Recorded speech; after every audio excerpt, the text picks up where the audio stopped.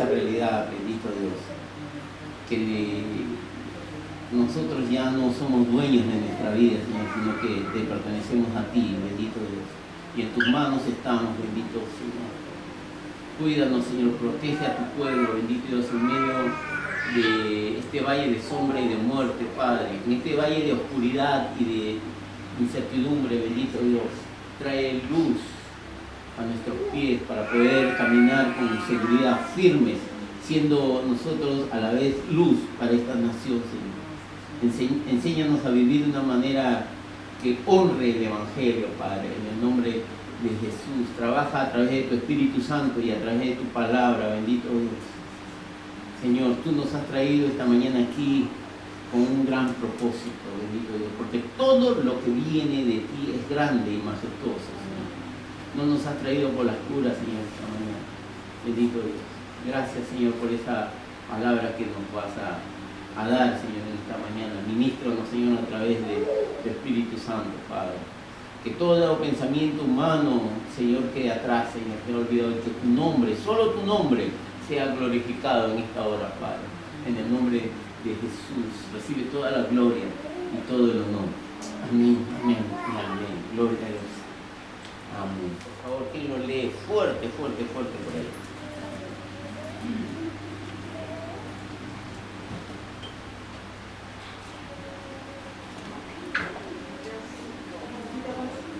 No penséis que he venido para abrogar la ley o los profetas. No he venido para abrogar, no para cumplir. Hasta el 20. Porque de cierto os digo, y hasta que pasen el cielo y la tierra, ni una gota, ni una tilde pasará de la ley, hasta que todo se haya cumplido. De manera que cualquiera que quebrante uno de estos mandamientos muy pequeños, y así enseña a los hombres, muy pequeño será llamado en el reino de los cielos. Mas cualquiera que los haga y los enseñe, este será llamado grande en el reino de los cielos. Porque os digo que si vuestra justicia no fuere mayor que la de los escribas o fariseos, no entraréis en el reino de los cielos. Amén, gloria a Dios.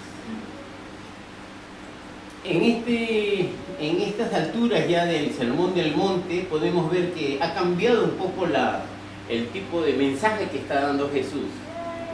Aquí hay claramente un cambio de la estructura de todo el Sermón del Monte. Habíamos visto en primera instancia que la primera parte del Sermón del Monte constaba sobre las bienaventuranzas.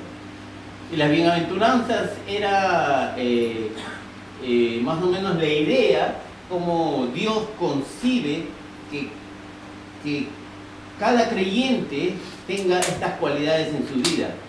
El Señor Jesús está aquí en esta parte, la primera parte, en las bienaventuranzas, como que está dibujando el deseo que Él tiene, que Dios tiene, cómo debe de lucir tu corazón, con estas virtudes que aparecen en la bienaventuranza, que ya le hemos hablado en varias oportunidades, ¿verdad?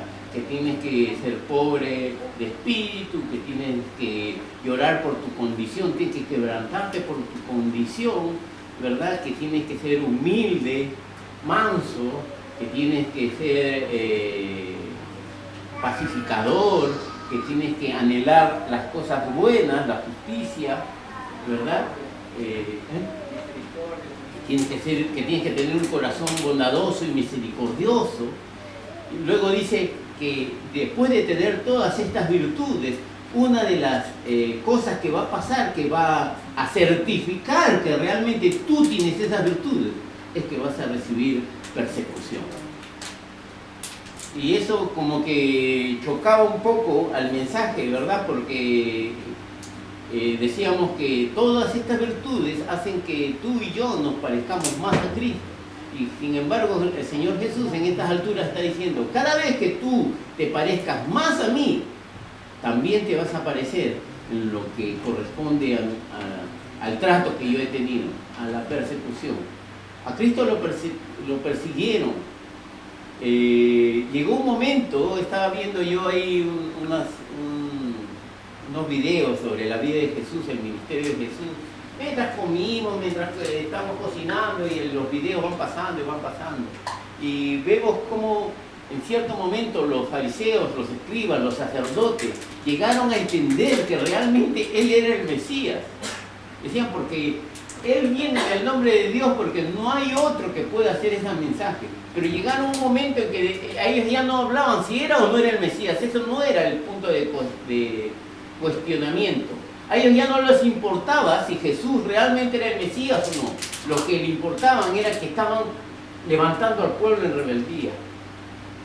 Ya no se querían someter a su liderazgo, ¿verdad? Porque ellos tenían un liderazgo por ser religiosos. Y lo que estaba haciendo Jesús era traerles abajo toda esa famosa dinastía que ellos tenían. Y esa era su mayor preocupación. Ya no se preocupaban si él era o no era el Mesías, si él cumplía o no cumplía las profecías. De eso ya no se volvió a hablar jamás. Simplemente que querían matarlo, querían buscar un pretexto para poder matarlo. Ciegos completamente. Llegó un momento en que Jesús le dice, el que cree en mí, el que el Hijo los libertare, seréis verdaderamente libres. Y ellos llegaron a decir, libres si nosotros nunca hemos sido esclavos, dijeron ellos. Nunca. Vivieron toda la historia de Israel, es una historia de esclavitud. Por distintos reinos, fueron por muchos y cientos de años esclavos.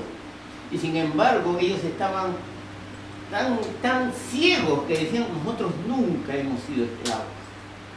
Y Jesús no le estaba hablando directamente a la esclavitud del Imperio Romano, sino le decía, ustedes son esclavos del pecado. Y la esclavitud del pecado convierte así a la gente, en necia. Ciegos completamente, están en pecados, están sufriendo por su pecado, están pagando las consecuencias por su pecado, y tú les señalas su pecado y le dices, no, yo no estoy haciendo nada mal, no, yo creo que me voy al cielo. ¿Por qué? Esa es la consecuencia de estar esclavizados del pecado, están con los ojos vendados. Y Jesús sigue en su relato, luego hace un cambio, como que pasa a una segunda parte de su mensaje y nos dice, ahora que tú ya sabes cuál es tu papel con respecto a Dios, ahora tienes que saber cuál es tu papel con respecto a la sociedad. Tú tienes que ser sal y luz. Ese fue el mensaje de la semana pasada, ¿verdad? ¿Recuerdan? Jesús dice, bueno, ya yo te estoy haciendo a mi imagen y a mi semejanza. Y una prueba de eso es que vas a sufrir persecución. ¿Pero para qué? ¿Sabes para qué? Para que tú seas sal y seas luz. Porque yo no te voy a hacer igual a mí para que te vayas al cielo y punto.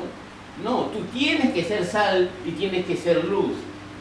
A la par estábamos estudiando Mateo 24, donde llegamos a la palabra y la palabra nos revelaba que la iglesia tiene que estar velando, velar y orar, dos cosas. Y entendimos que velar no era esperar sentados en la iglesia orando. Velar y orar son dos cosas distintas.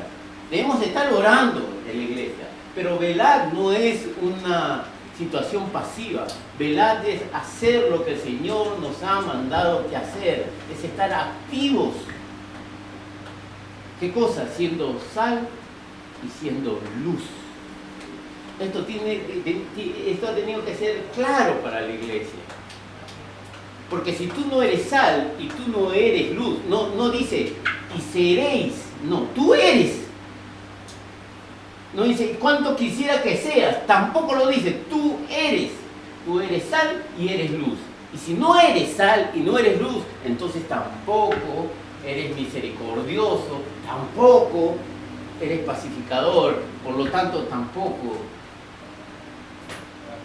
eres miembro del reino de Dios. ¿Verdad? Entonces debemos de ir al comienzo, al principio nuevamente, entrar al reino de Dios primeramente para que la imagen de Cristo sea formada en nosotros, luego pasar para llegar a ser sal y luz. No podemos ser sal y luz sin primero no haber pasado por la cruz de Cristo.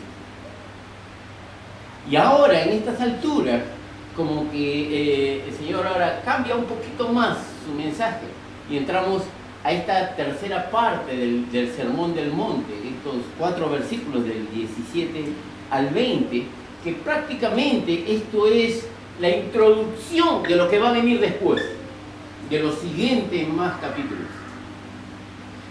Esto es la introducción. Jesús está haciendo la introducción, está explicando algo antes de comenzar a dar con palo, como se dice, ¿no? A mostrarnos. Y lo que viene en adelante es algo que para lo que estaba pasando en ese momento realmente fue de impacto, mucho impacto. ¿A qué me refiero?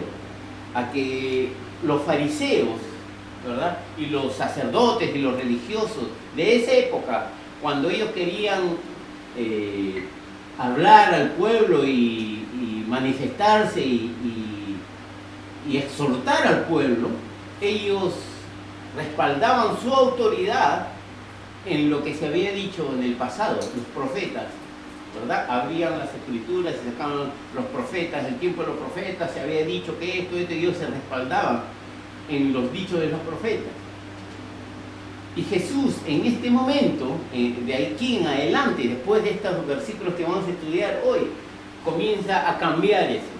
Él comienza a mostrar su autoridad diciendo: habéis oído que antiguamente se decía esto, ¿verdad? Y ahora él dice: mas yo os digo esto. Él muestra ahora su autoridad como hijo de Dios. Y eso le chocó a los fariseos, porque decía: ¿y con qué autoridad dice esto? ¿Por qué cambia la ley de Moisés? Por ejemplo, hay muchas cosas que vamos a leer de aquí en adelante, en los siguientes mensajes, que tienen que ver directamente con la ley mosaica, ¿verdad?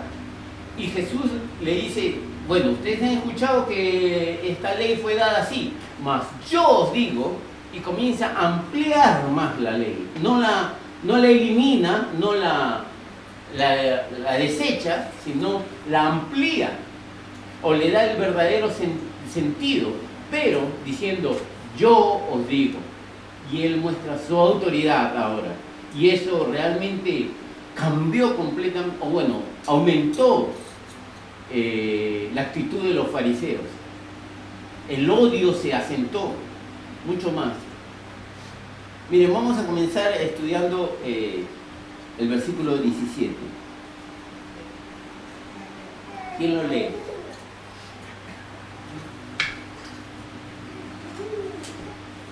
Solo el versículo 17. No penséis que he venido para abrogar la ley o los profetas. No he venido para abrogar, sino para cumplir. Dice: no penséis que yo he venido a desechar la ley y los profetas. Yo no he venido a anular la ley y los profetas, yo he venido a cumplirla. ¿Por qué comienza Jesús diciendo esto? Porque él entendía en el ambiente que había una pregunta allí que estaba flotando. Y es por eso que él dice: no penséis, porque él sabía que había gente que estaba pensando eso. El don de discernimiento que tiene todo maestro, que tiene todo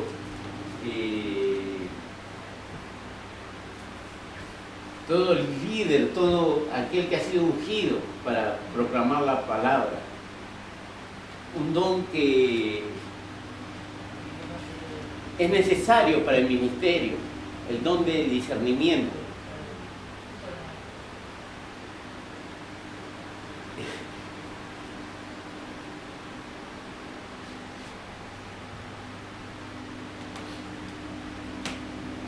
Y yo quiero decir algo con mucha prudencia. Hermanos, pregúntense si realmente ustedes creen que el Señor en su misericordia me ha levantado como pastor de esta congregación. No he sido yo, sino el Señor que me ha levantado. Si realmente usted lo cree, entonces también crea de que el Señor, a quien levanta, le da lo capacita. Y quizás el Señor está tomando su tiempo en capacitarme con lo que es el conocimiento de la palabra. Pero también sospeche algo, de que quizás yo sepa algo que usted no sabe.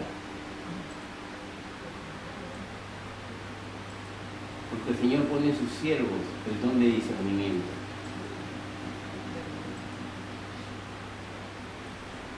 Y el Señor Jesús, usando ese don de discernimiento, entiende de que había gente que estaba, mientras lo estaba mirando, lo estaba escuchando, como ahora ustedes lo están haciendo conmigo, Él entendía de que había gente que estaba en duda, estaba preocupado. Decía, ¿y este por qué habla así? ¿Por qué dice estas cosas? ¿Con qué autoridad dice?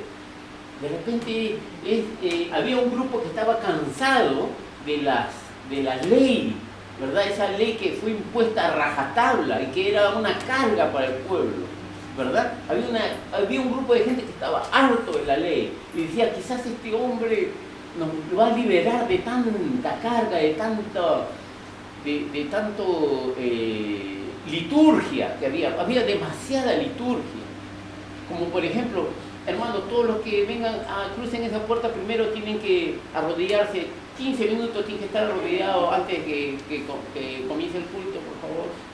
Y las mujeres, por favor, todas con falda larga y con su velo en la cabeza. Y se pone como norma y se hace cada vez más pesado. Los varones, por favor, acá, las mujeres, por favor, allá. Y las mujeres, por favor, no hablen, no comenten. Y las mujeres atrás para que no se le vea la silueta, los hombres acá adelante, todos mirando acá adelante. No traigan sortijas, no traigan... Comenzamos a poner cosas en la iglesia, comienzan a hacer cargas.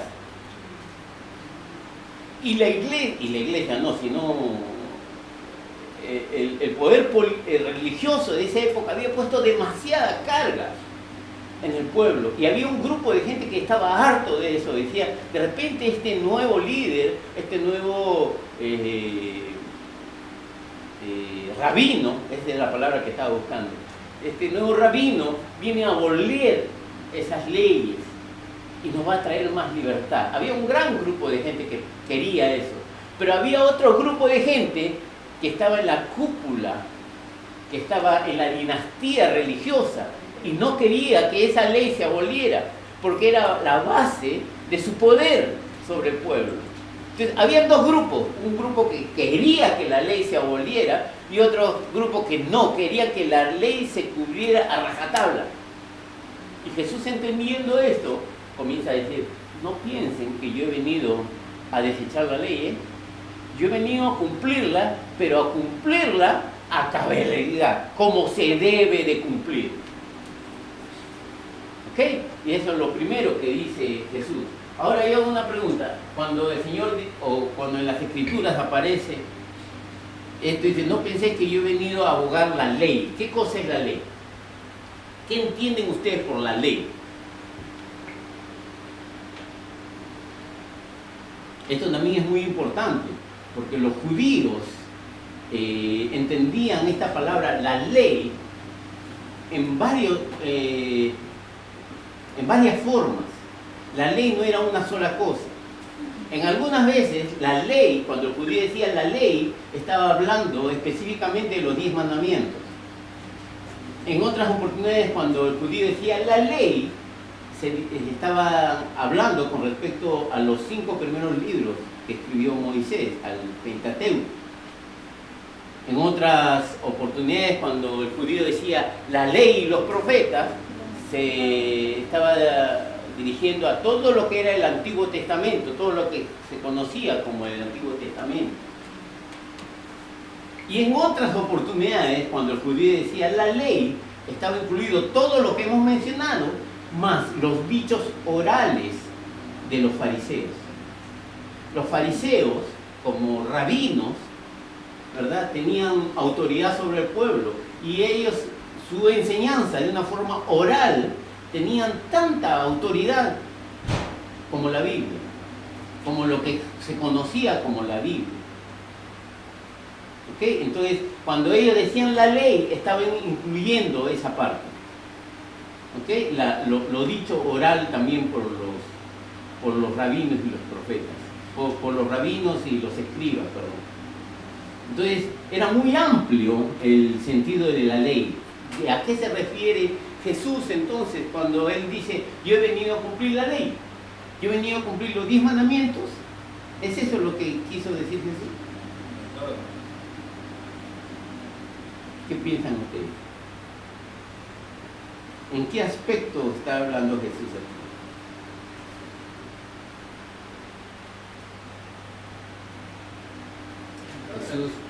Jesús vino a cumplir en todos los aspectos de la ley. Él vino a cumplir toda la ley.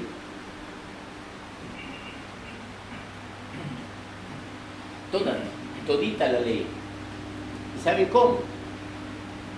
Incluso desde antes que Él naciera, ¿verdad? En el Antiguo Testamento, las profecías hablaban de que una virgen iba a dar a luz al Mesías, ¿verdad? Y se iba a llamar por nombre Emmanuel, Dios con nosotros, ¿verdad? Y eso se fue cumpliendo profecía por profecía.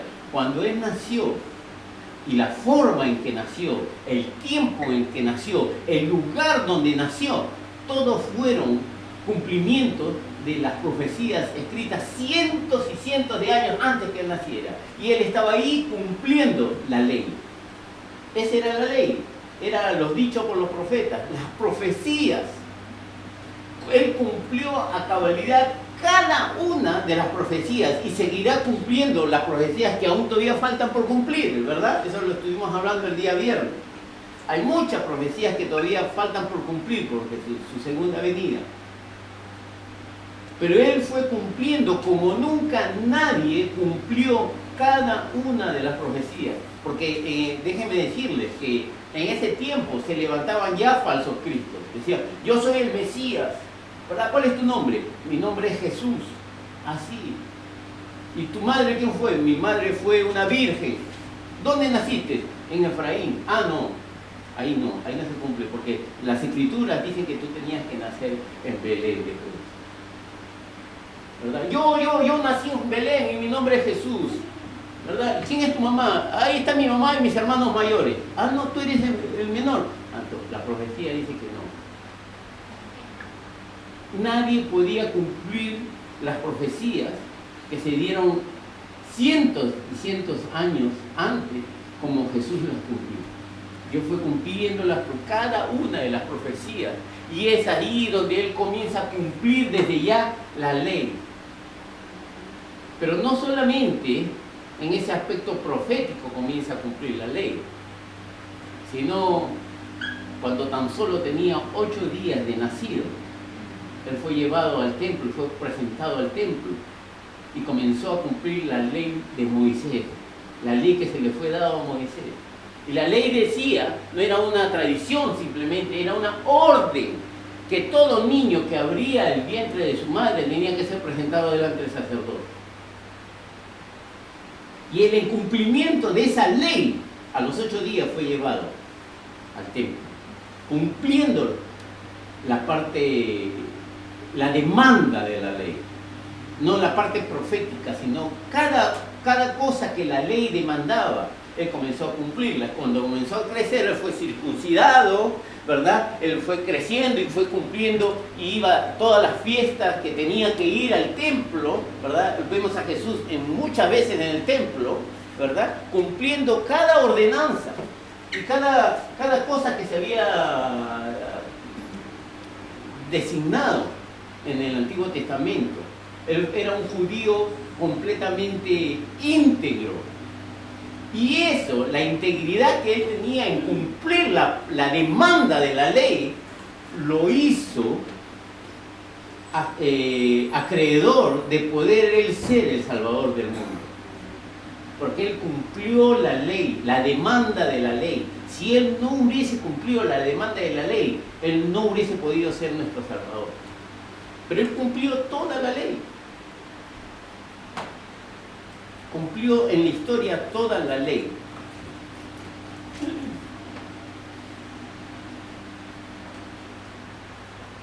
Vamos a buscar en Romanos capítulo 10, versículo 4.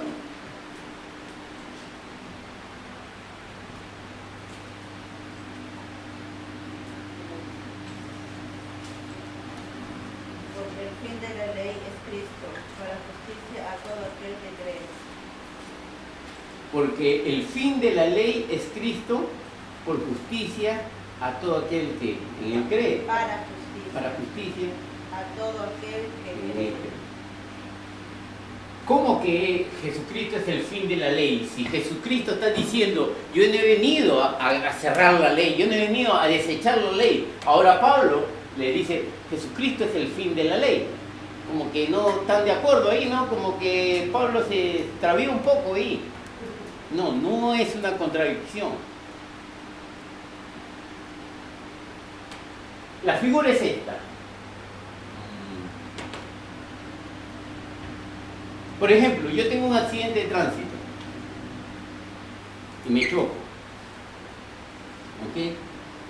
Y el juez dice, mira, has sido imprudente, tienes que pagar una multa de 300.000 yenes, tienes que pagar el otro carro, tienes que pagar todos los gastos, ¿verdad? Y te quito el brevete. Estás prohibido de manejar. ¿Ok? Esa es la ley. Estás prohibido de manejar hasta que cumplas, hasta que pagues todo lo que tienes que pagar. Una vez que tú pagas todo lo que tienes que pagar y has pasado el tiempo reglamentario, se te va a devolver tu brevete y vas a poder seguir manejando.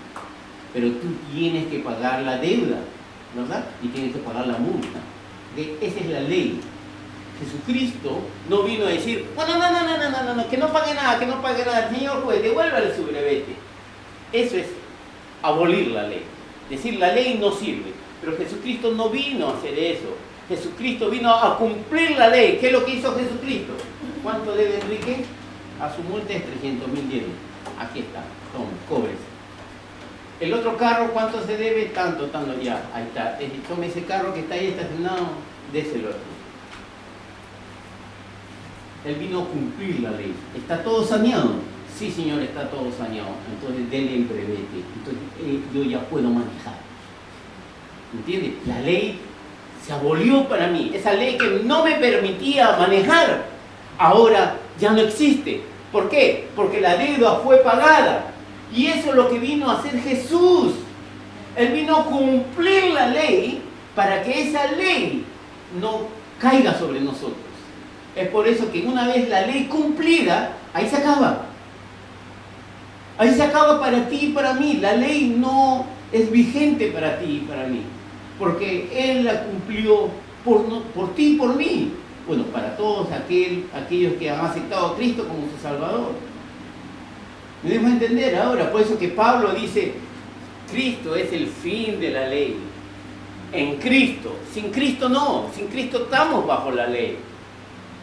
La ley nos acusa, la ley nos acorrala, la ley nos muestra lo pecador que somos.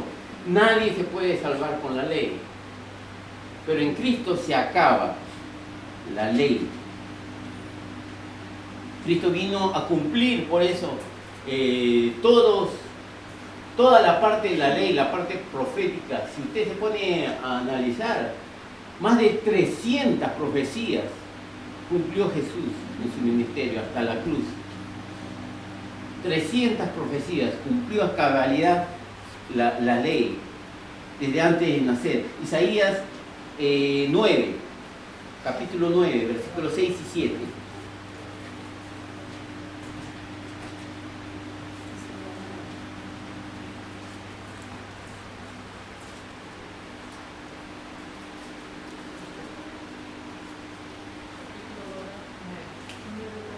Porque un niño nos es nacido, hijo nos es dado, y el principado sobre su hombro. Y se llamará su nombre admirable, consejero, Dios fuerte, Padre eterno, príncipe de paz. Amén. Esta promesa estaba en Isaías, 1200 años que Jesús naciera. Y había gente que se había olvidado de esta promesa. Pero sin embargo, habían otros que no, que vivían esperanzados en ver al Salvador, a la promesa que se le había dado en aquellos tiempos. Dice que había un grupo de vírgenes que desde niñas, desde los 8 años, cuando ellas entendían o escuchaban esta profecía, ellas Su oración era: Señor, inclina tu mirada hacia mí, tu sierva, yo quiero ser la madre de Salvador. Niñas que se preparaban y que vivían ilusionadas con que quizás ellas podían ser la madre del Salvador. Había gente que vivió esperanzado en que antes de morir ellos que tenían que ver al Salvador, ¿verdad? ¿Recuerdan a Simeón? Aquel hombre que estaba en la puerta del templo cuando se encuentra con Jesús, que fue llevado al templo, ¿verdad? De 8 días. Y cuando él se encuentra con Jesús, dice: Señor, gracias porque mis ojos han podido ver a mi Salvador. No me interesa ver el ministerio, no me interesa ver sus milagros. Yo ya lo vi, ya sé que esto es una realidad, ya sé que tú cumples tus promesas, ya sé quién eres tú. Tú has reafirmado mi fe, Señor. Ahora sí me puedo morir tranquilo. Hubo otra mujer, Ana, que dice que ella esperaba ver al Salvador y que todos los días iba al templo, todos los días. Y llegó un momento en que José, María y Jesús llegan al templo. Yo supongo que Ana no estaba todo el día, las 24 horas del día en el templo, tenía que salir a hacer sus cosas. Pero justo cuando ellos llegan, también llega Ana y ve al niño. Había gente que estaba esperando al Salvador, pero había mucha gente que realmente se había olvidado de él. ¿Por qué? Cuando Jesús aparece en escena, este Mesías que mucha gente estuvo esperando, este Mesías que durante muchos años se fue profetizado, por fin aparece en escena, no fue recibido. A lo suyo vino y los suyos no le recibieron. Escuchen bien esta palabra, es a lo suyo vino, no a los suyos, no, a lo suyo. ¿A qué vino? A salvar el mundo. Y los suyos, los judíos, no le recibieron. Eso fue una realidad en Jesús. ¿Por qué? Porque ellos esperaban un salvador político, alguien que levantara una revolución, alguien que hiciera guerra, que sea un libertador de la esclavitud que ellos están viviendo, de la opresión romana. Ellos están esperando que Jesús echara patadas a los romanos. Es tanto así que 70 años después de la cruz de Cristo se levanta una revolución en Israel. Los saduceos se levantan y hacen una revuelta durante 4 años. Echaron fuera a los romanos de Jerusalén. Pero se levantó el emperador y mandó un oficial, y ahorita me olvidé el nombre del oficial, que estuvo a cargo de la reconquista de la ciudad de Jerusalén. Y hubo una gran matanza y recuperaron, luego tuvieron que cortarle la entrada de agua, ¿verdad?, a la ciudad para que ellos sufrieran y estén cada vez más débiles. Habían cercado la ciudad para que no entrara comida del exterior. Y después de larga lucha, entraron y retomaron la ciudad. Y ahí fue donde destruyeron el templo. Y ahí es donde se cumple la palabra.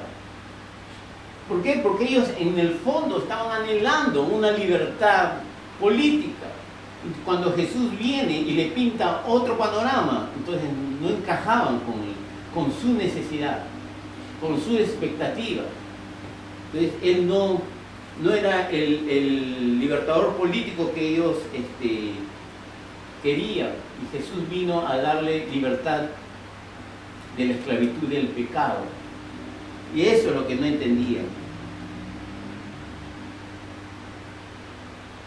Libertad no es hacer lo que mi carne me demanda. Y eso es lo que no entendían ellos. Libertad no es hacer lo que mi carne me demanda. Libertad es hacer lo que mi espíritu anhela. Porque hay una gran diferencia. Mi espíritu anhela ser santo. Mi espíritu anhela agradar a Dios. Mi espíritu anhela ser un hombre íntegro en mi casa, con mis hijos, ser un hombre que tenga éxito en mis relaciones familiares, en relación con mi amistad, con la iglesia, con la gente de afuera. Eso es lo que anhela mi espíritu. Pero mi carne quiere pelea, quiere venganza. Mi carne se resiente, se enoja. Quiere tomar venganza cuando me siento atacado. Entonces, libertad no es hacer lo que mi carne me llama. Yo quiero ir a la playita, yo quiero ir a ver los bikinis. ¿No? Eso es lo que mi carne... O no creen que... Y yo soy pastor, pero no dejo de ser hombre. ¿Okay? Entonces, eso es lo que mi carne me demanda. Eso no es libertad, hacer lo que mi carne me demanda, sino lo que mi espíritu anhela. Esa es la verdadera libertad. Cuando yo consigo cumplir lo que mi espíritu anhela, y mi espíritu anhela es parecerme más a Dios, parecerme más a Dios. Entonces, allí, cuando yo estoy en cumplimiento de eso, estoy teniendo logros en eso, yo comienzo a experimentar la verdadera libertad. ¿Por qué? Porque me estoy liberando de la esclavitud del pecado, poquito a poco. ¿Qué es lo que dice el versículo 18? Vamos a leer ahora el versículo 18.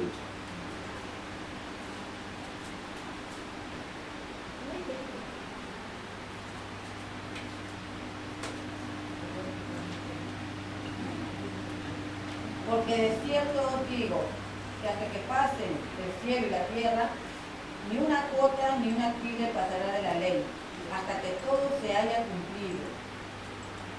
Toda la ley se tenía que cumplir, no solamente los 10 mandamientos. La ley era muy amplia, más de 517 mandamientos. Y eso que aparte hubo más mandamientos, pero la ley era muy amplia.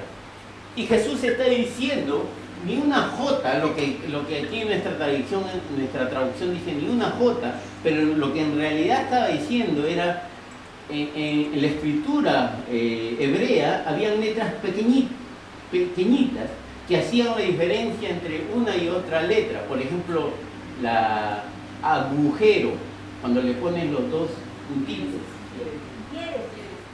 Diéresis. Yo recién me entero que se llama varices. Diéresis. O por ejemplo, me ahogo o me ahogó. ¿Qué hace la diferencia? La tilde, ¿verdad? Entonces, en la escritura, hace la diferencia el agua, dice.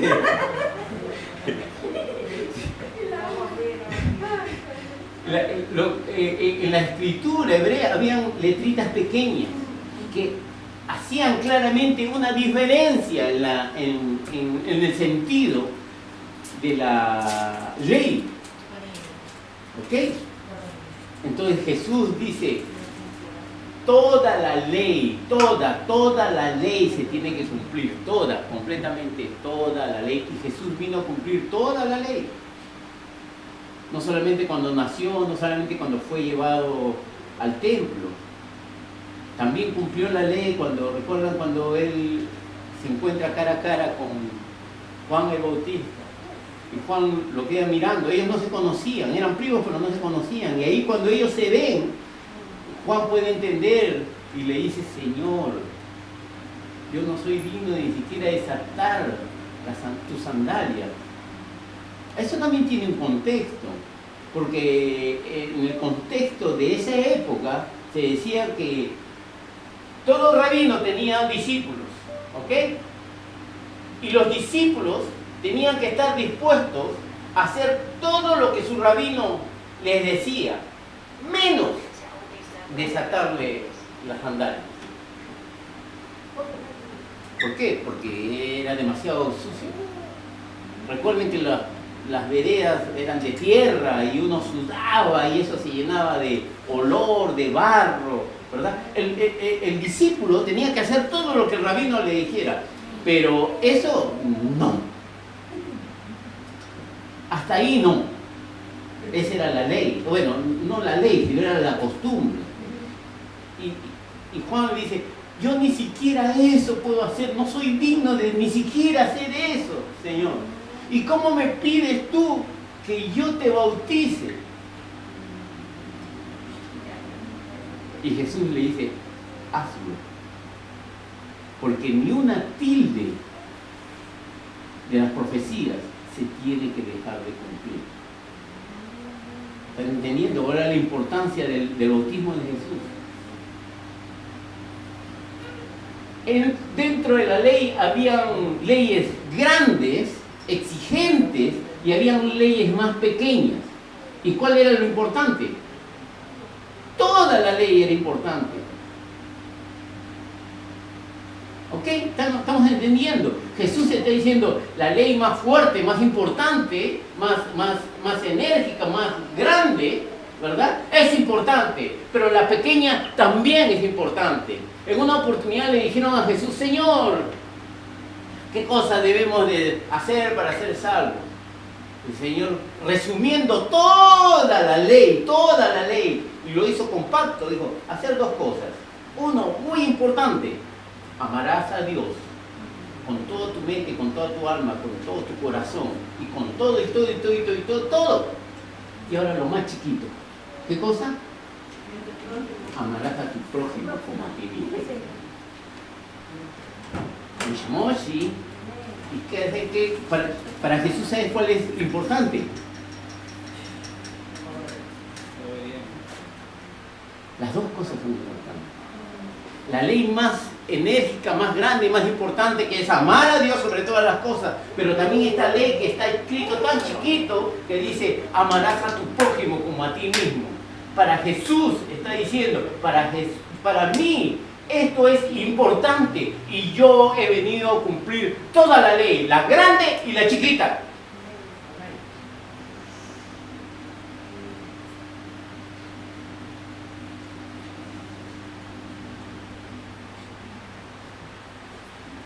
En el Antiguo Testamento, en las profecías que se daban del nacimiento de Jesús, decían, ¿verdad? Él será llamado admirable, consejero, Padre eterno, príncipe de paz. Admirable. ¿Usted sabe lo que significa la palabra admirable? ¿O qué importancia tuvo en el hecho de que aparezca en las Escrituras que Jesús tenía que ser llamado admirable? O para ir más a lo personal, ¿Jesucristo es admirable para ti? ¿Por cuál de todas las cosas es admirable Jesucristo?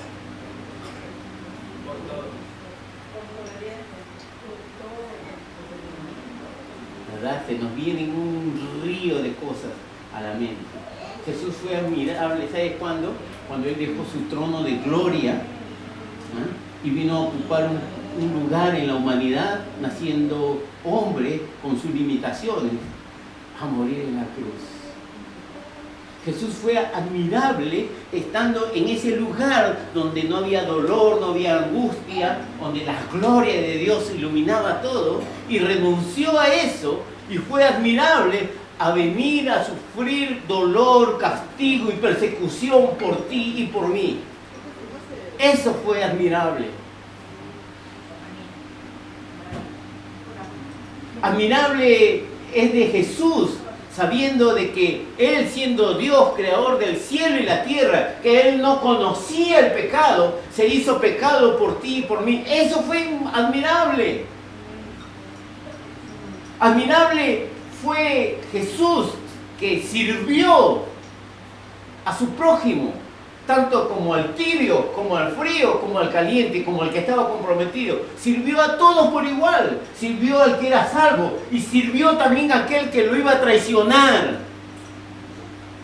Eso era admirable. Y yo como admiro a Jesús de eso, porque, para serle franco, para mí es fácil servir a alguien que es fiel conmigo, pero alguien que no encaja con mis proyectos, con mi visión, qué difícil.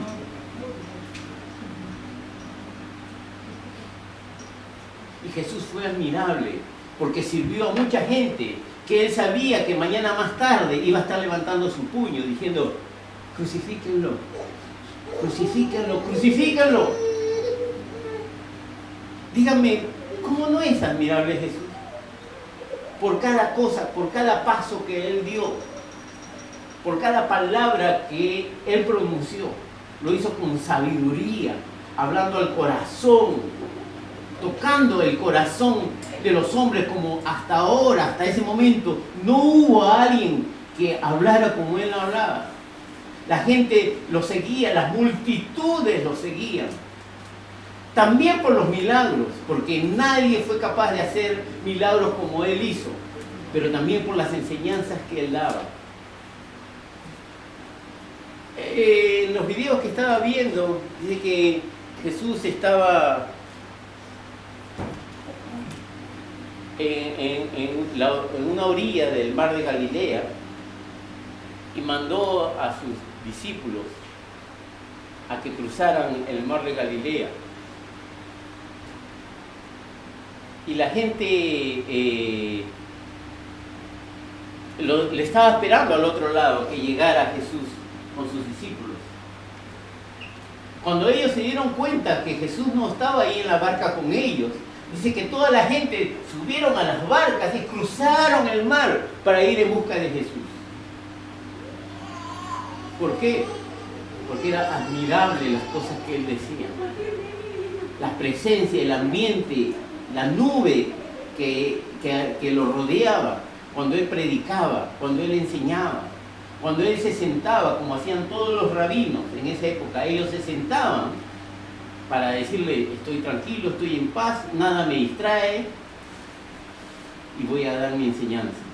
Entonces la gente se quedaba con la boca abierta, admirable por sus enseñanzas, admirable cómo Él se ganaba el corazón de la gente, admirable cómo Él sirvió de una forma incondicional, siendo Él rey, siendo Él el Señor, le lavó los pies a sus discípulos. Eso fue admirable. Enseñando que el más grande tiene que ser el que está abajo, sirviendo. Eso lo hace grande. Admirable, porque Él puso de cabeza todo el concepto que hasta ahora el hombre había tenido. Versículo 19. De manera que cualquiera que quebrante uno de estos mandamientos muy pequeño y así enseña a los hombres muy pequeños, será llamado en el reino de los cielos. Mas cualquiera que lo haga y lo enseñe, este será llamado grande en el reino de los cielos. Amén. Ahora Él dice: yo he venido a cumplir el mandamiento grande y el mandamiento pequeño. Pero si alguno de ustedes, aposento alto, me cumple la ley más grande y no cumple la ley más pequeña, será llamado pequeño en el reino de los cielos. No dice: vas a perder tu salvación, te vas a ir al infierno. No dice eso. Dice: serás llamado pequeño. ¿Dónde? O sea que vas a estar en el reino de los cielos, pero serás pequeño. Eso quiere decir que conforme tú respondes a la ley de Dios, es la forma como el reino de Dios te ve a ti. Si tú eres cumplidor de la ley grande y la ley pequeña, entonces serás llamado grande en el reino de los cielos. Si tú cumples solamente la ley más importante, la ley más visible, y lo pequeño no lo cumples, entonces serás llamado pequeño en el reino de los cielos. ¿Cuántos aman a Dios aquí? Esa es la ley grande. Puntos suspensivos.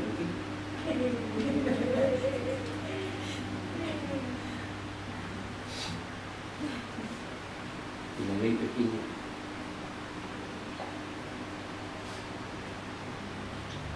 Esa ley que nos hace batallar.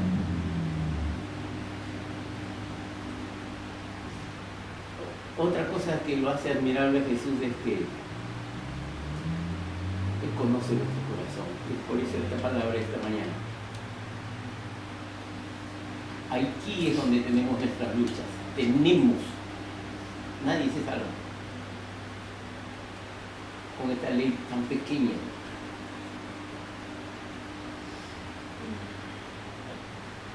porque no hemos aprendido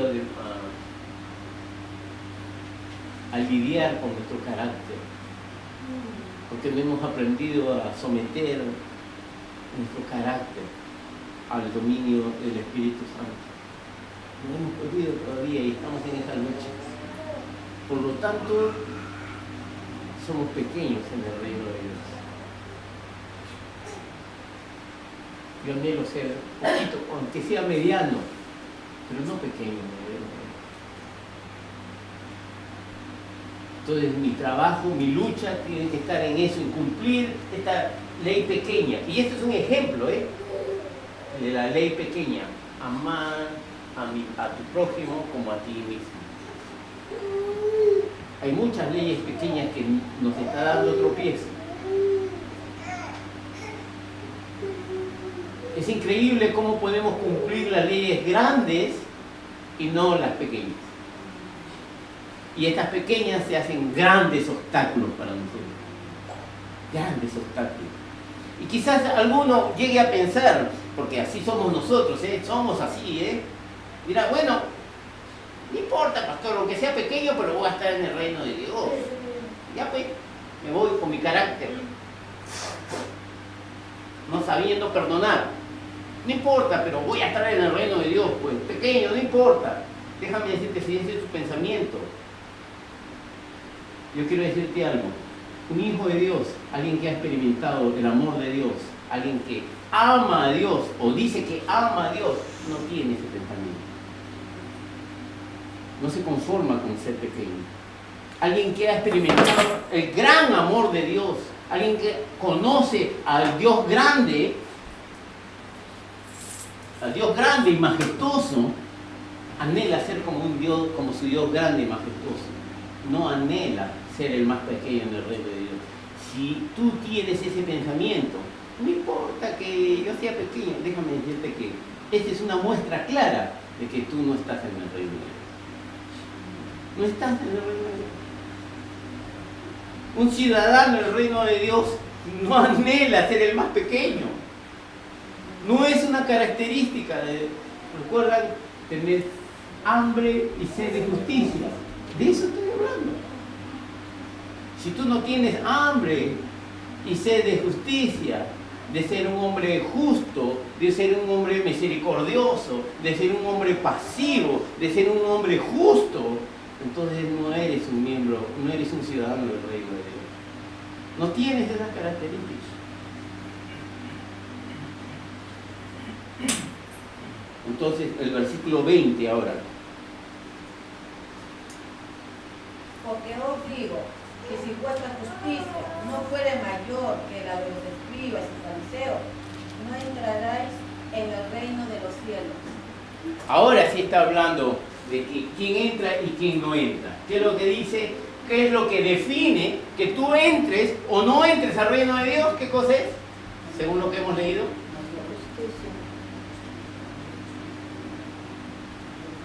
A ver, alguien que esté atento, que me dé una respuesta más concisa, más sólida. Leamos nuevamente el versículo 20. ¿Qué es lo que dice? Porque os digo que si vuestra justicia no fuere mayor que la de los escribas y fariseos, no entraréis en el reino de los cielos. Mayor. ¿Qué es lo que hace que tú entres o no entres al reino de los cielos según este versículo? Más justo, ser más obediente, más entregado a las cosas de Dios, ser sal y luz, como está pidiendo la palabra, más que los escribas. y a Dios de bueno, sí. La justicia, no sé si estoy bien correcto. En este marco se refiere la justicia a la justificación. Eso. Ya, también. Ya, pero, o sea, ¿Y los sí? fariseos no tenían la justificación porque ellos no tenían fe en Cristo. O sea, no tomaban a Cristo como su Salvador, ¿no? O sea, ¿qué es lo que te hace entrar al reino de Dios? Es tu fe en Cristo, tomarlo a Él como tu Salvador. No es tanto el ser más justo, ser más de Él, sino tu convicción en que Cristo es el Dios y Él es tu Salvador y lo necesitas. Amén. ¿Qué es lo que tenían los fariseos y los escribas? Ley. Ellos eran el prototipo de la ley. Ellos representaban la ley. O sea, si tú querías ser cumplidor de la ley, tú tenías que mirar cómo andaba un fariseo. Porque ellos eran cumplidores de la ley, ¿eh? No se equivoquen, ¿eh? Ellos eran cumplidores de la ley a cabalidad. Pero una ley muerta, una ley que no involucraba misericordia, que no tenía compasión, que al contrario hacía juicio, utilizaba esa ley que ellos creían perfecta para poner juicio sobre la cabeza de los demás. Y Jesús dijo, no, esa no es la ley verdadera. Y por eso dice, si tu ley no es mayor que la de los escribas y fariseos, entonces tú no podrás entrar en el reino de Dios. Ahora yo te hago una pregunta. ¿Tú eres mayor cumplidor que un fariseo o que un escriba de la ley?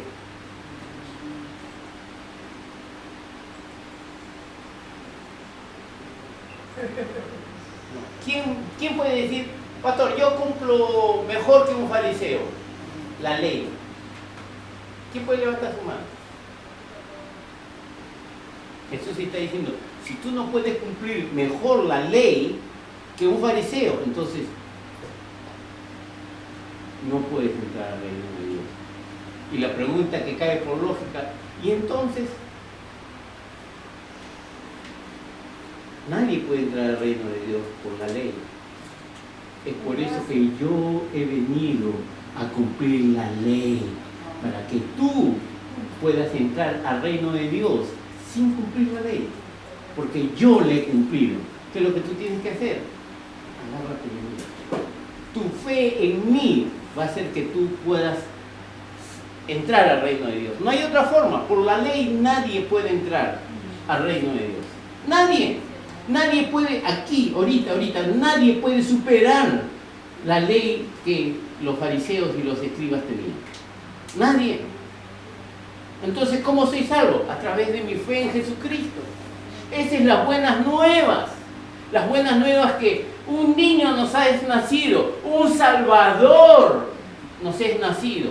Pero para que tú y yo entendamos las buenas nuevas, primero tenemos que entender las malas nuevas. ¿Y sabes cuáles son las malas nuevas?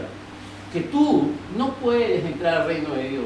Ni tu buen carácter, ni tu buen corazón, ni porque le diste un regalo a tu amigo, ni porque le perdonaste la deuda, ni porque dejaste de hablar lisura, ni porque ya no tomas licor, ni porque ya no vas a la fiesta. Ninguna de esas cosas te abren las puertas del cielo.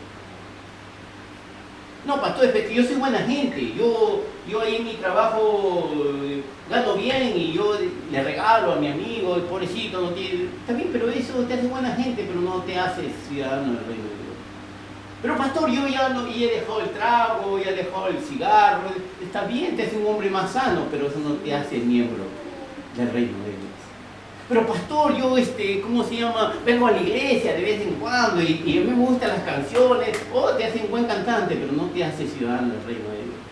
Pero pastor, yo oro ¿cómo se llama? Y vengo, yo inclino mi rostro y de vez en cuando usted lee la Biblia, yo presto atención. A veces me quedo dormido, pero sí, me gusta.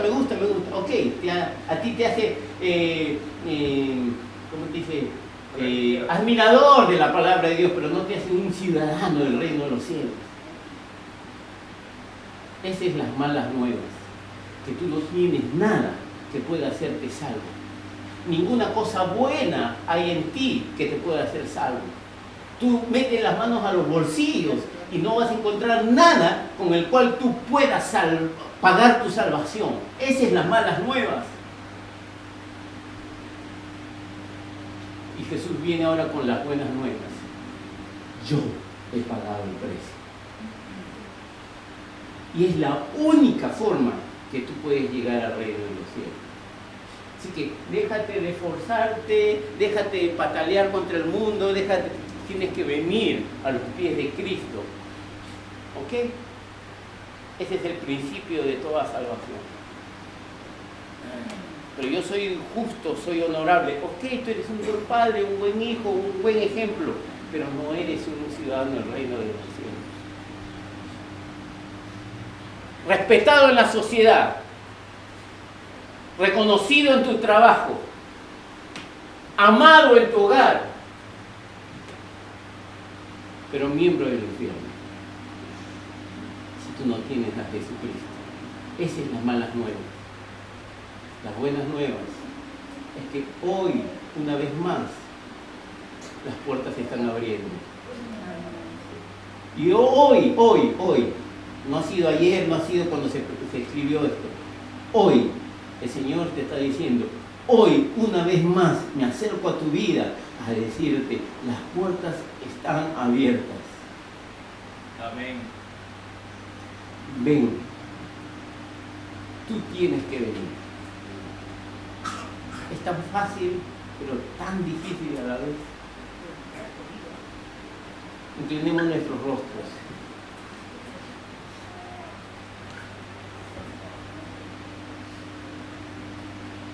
Cada vez que tú vengas a este lugar, yo quisiera que retóricamente te hagas una pregunta y te digas, ¿para qué he venido esta mañana hoy aquí? O quizás otra pregunta, ¿qué espero que pase hoy día aquí?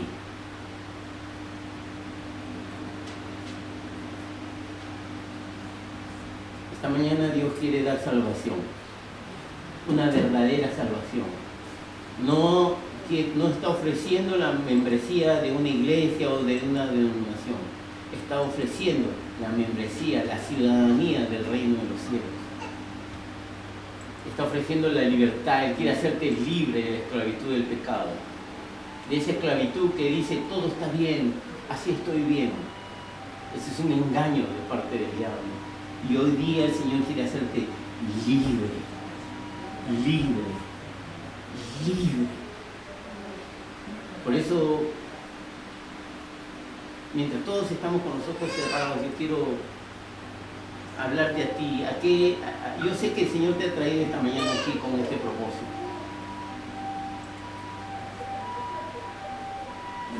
Para decirte, no dejes pasar la oportunidad. Busca de Dios. Busca de Dios. Dios es una realidad, como lo hemos cantado hoy. Dios está aquí, su gloria está aquí, su palabra está aquí. Y quizás ninguno de nosotros seamos el mejor ejemplo a seguir. Quizás no seamos unos cristianos que tengan una vida deseable para que tú te sientas atraído por la palabra.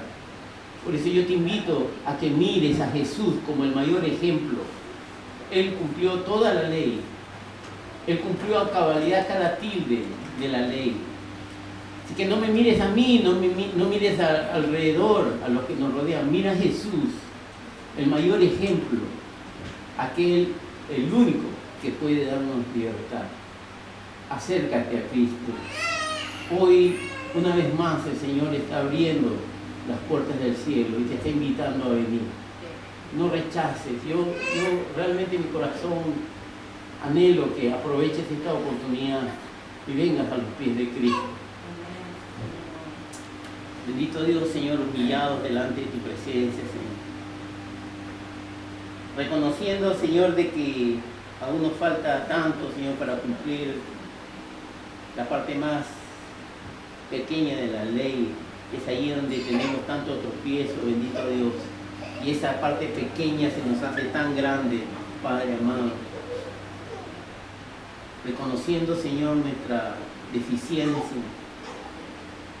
Queremos pedirte, Señor, que tú seas nuestra suficiencia, Señor. Que tú completes, Señor, lo que nos falta, bendito Dios. Pongas en nosotros el ánimo, las ganas, el deseo, Señor, de ser fieles cumplidores de tu palabra, bendito Dios. En el nombre de Jesús. Gracias, Señor, por los oídos que nos ha